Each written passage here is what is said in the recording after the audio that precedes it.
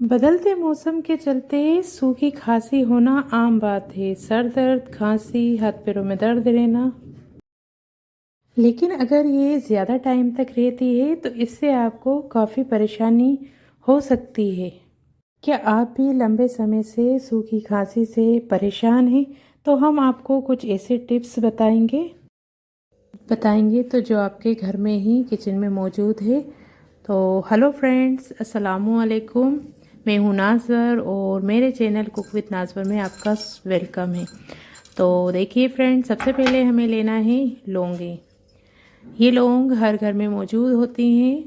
अगर गरम मसाले घर में रहते हैं ज़रूर ये होती हैं, गरम मसालों में से ले सकते हैं या फिर इस तरह से अलग से भी आप ले सकते हैं।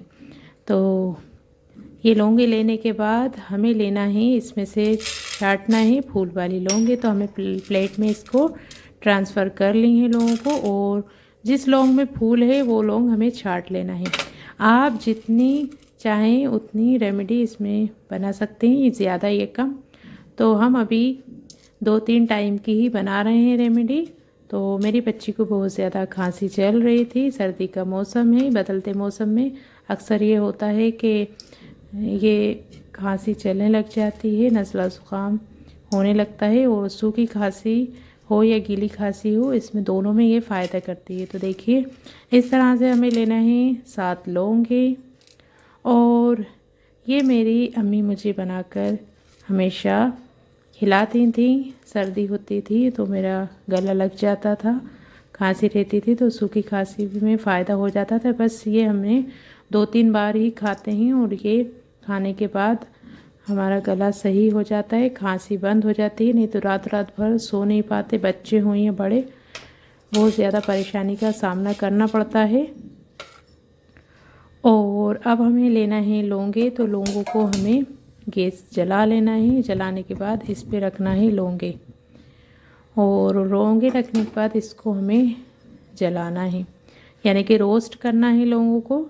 पूरी तरह से हमें इसको जलाना नहीं है कि ये बिल्कुल ही इसका टेस्ट ख़त्म हो जाए। लेकिन जब हम इसको भूनते हैं ना, तो भूनने से इसमें बहुत ही अच्छा खुशबू भी आती है और टेस्ट भी खाने में सही लगता है। ज़्यादा तेज़ नहीं लगती क्योंकि ये बहुत फ़ायदेमंद तो होती हैं लेकिन तेज़ लगती हैं ज़बान पर, इसलिए आप इसको भून कर इस्तेमाल करें तो ये फ़ायदा करती हैं बहुत जल्दी। सूखी खांसी में तो ये रामबाण है। तो इस तरह से हमें इसको रखने के बाद हमें इसको गैस को ऑन करके और इसको एक बार गैस चलाकर वो बंद कर देना है। तो ये लौंगे जलने लग जाएंगी। देखिए बस हमें बंद कर देना है इस टाइम पे गैस। हमने गैस बंद कर दिया है और उसको, ये जो जल रही हैं इसका जो आग है इसको बुझा देना है। अब बुझाने के बाद ये अच्छे से जो धुआं उठ रहा है इसका, अब ये अच्छे से इसका जो धुआं निकलेगा बहुत ही अच्छा इसमें भुन जाएंगी।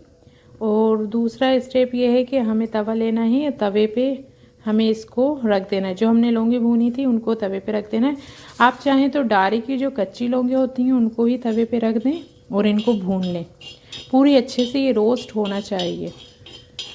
और आप इसको जब आपके दाढ़ में भी तकलीफ़ हो तब भी आप इसको इस तरह से इस्तेमाल कर सकते हैं। कच्ची लौंगे भी बहुत से लोग पान में भी खाते हैं, वो भी फ़ायदा करती हैं और ये लौंग बहुत ही फ़ायदेमंद होती है।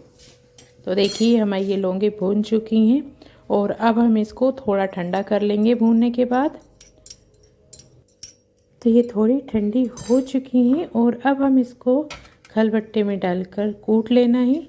तो देखिए ये हमने ले लिया है, जिसमें हम अदरक अक्सर चाय में कूट कर डालते हैं वही लेना है और उसमें हमें कूट लेना है। तो हमें इसको मिक्सी के जार में नहीं पीसना है। अगर आप ज़्यादा भी क्वांटिटी में बना रहे हैं तब भी आप इसको इसमें ही कूट लेना है, खलबट्टे में ही। देखिए इस तरह से, कलह कहें खलबट्टा कहें, इस तरह से इसमें आप इसको बिल्कुल बारीक पीस लेना है। बिल्कुल अच्छे से ये बारीक पीस जाती है। तो इस तरह से हमें बिल्कुल बारीक पीसना है, बिल्कुल भी मोटी नहीं रहना चाहिए, बिल्कुल बारीक पीस लेना है।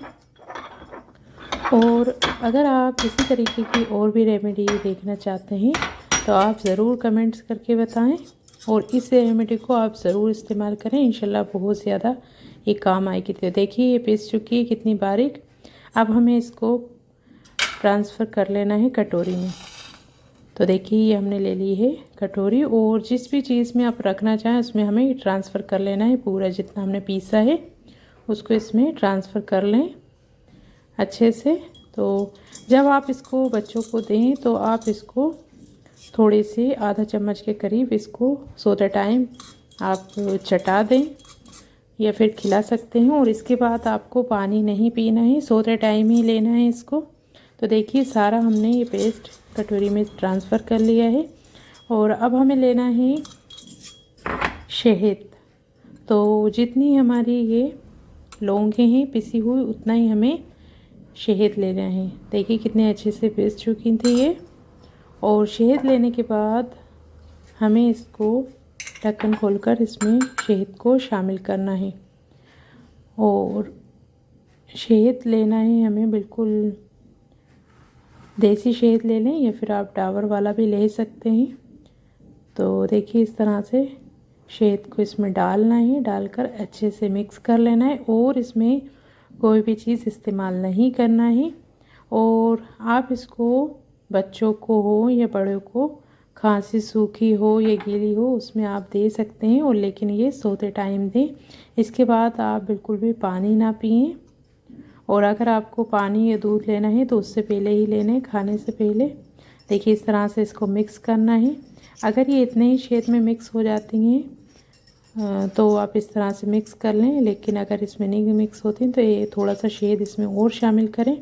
लेकिन अच्छे से मिक्स करना है कि ये एक चटनी की तरह हो जाए कलर इसका। देखिए इस तरह से मिक्स करना है। और मिक्स करने के बाद हमें इसको बच्चों को देना है। तो मैं ये बच्चों को खिलाकर भी बताऊंगी कि मेरी बच्ची को बहुत खांसी चल रही थी, इसलिए मैंने ये मेरी मम्मी की रेमेडी बनाई है, जो कि अक्सर हम लोगों को खिला देती थी जब ज़्यादा खांसी होती थी, ज़्यादा सर्दी पड़ती थी। तो आजकल दवाओं से भी ज़्यादा फ़ायदा नहीं होता है, तो आप घर की चीज़ें ज़्यादा इस्तेमाल करें। जो घरेलू चीज़ें होती हैं घर की, गरम मसाले हैं, इनमें से जो चीज़ें बनती हैं वो आप घर की रेमेडी ज़रूर बना के दें बच्चों को। और आप इसको 2-3 बार दे सकते हैं। तो देखिए इस तरह से हमें बच्चों को दे देना है, चटा लेना है इस तरह से। और बच्ची बोल रही है टेस्टी बनी है क्योंकि ये शहद मीठा है। अल्लाह हाफिज़।